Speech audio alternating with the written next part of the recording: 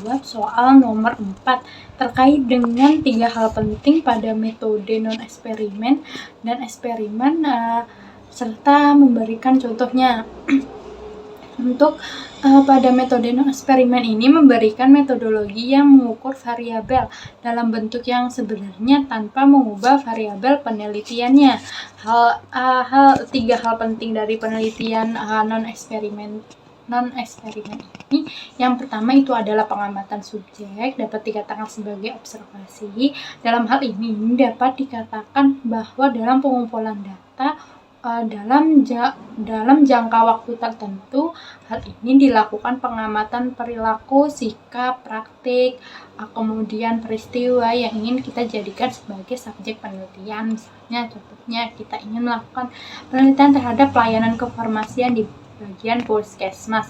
Dalam hal ini kita akan melakukan pengamatan dan observasi terkait sikap dan perilaku dalam proses pelayanan kefarmasian yang dilakukan di dalam puskesmas itu sendiri. Dan yang kedua ada penelitian data yang sudah siap, di mana kita melakukan analisa data yang sudah ada sebelumnya untuk menarik variabel dan mencari kemungkinan jawaban dari penelitian kita atau mencari jawaban dari hipotesa terkait dengan kasus yang kita angkat.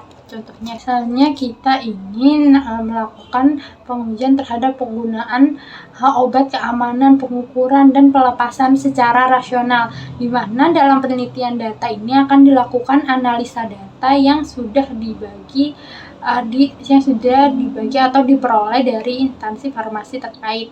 Kemudian yang ketiga itu kita dapat melakukan pengumpulan data survei dalam bidang farmasi terkait dengan contoh seperti kepatuhan penggunaan obat, kepatuhan penggunaan obat antibiotik pada pasien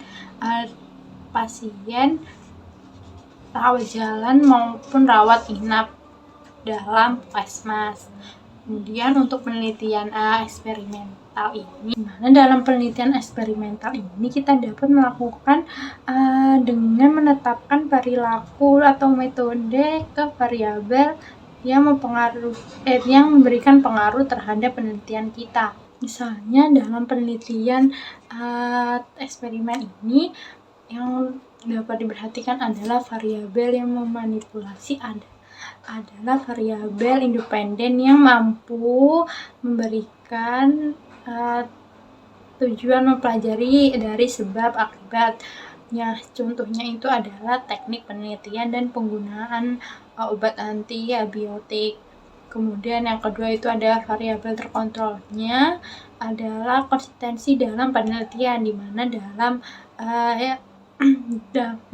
variabel terkontrol ini dibuat sama dalam penelitian sebelumnya. Biasanya dilakukan perbedaan objek penelitian, misalnya itu dalam pembuatan formula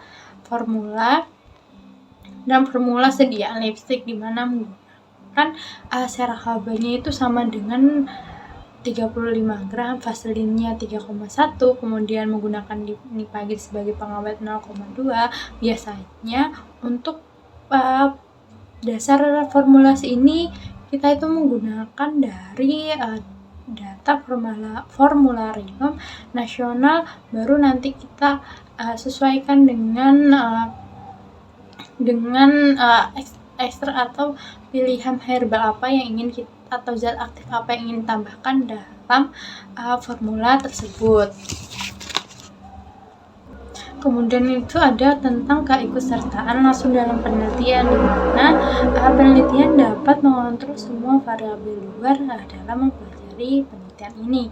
Misalnya eksperimen dalam penelitian pengujian anti diabetes pada mencit putih, peneliti akan melakukan pemberian induksi serta mengontrol kadar dalam darah mencit, sehingga apabila terjadi kesalahan atau terjadi hal yang tidak diinginkan, maka peneliti sendiri yang dapat melakukan perbaikan atau melakukan manipulasi